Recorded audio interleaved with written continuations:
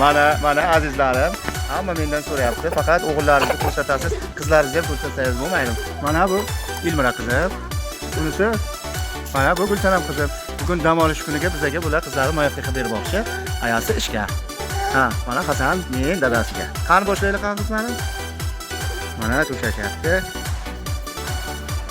Hasan Husan, sizlar ham yordam berasizlarmi opalaringga?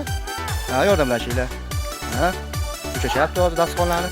Bugun bir qizlarim bilan o'g'illarim bilan uyga mayoqqa qilamiz. Mana olmalarni o'qiydi qizim.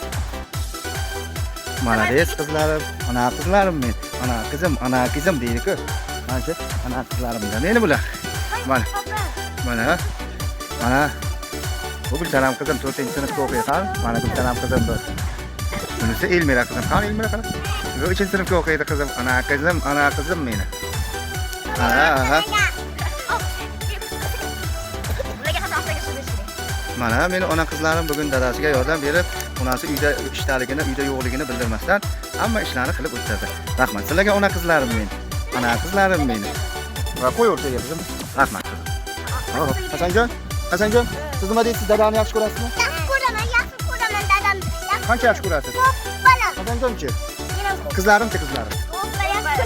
Ana qizlarim men ham yaxshi ko'raman. Rahmat.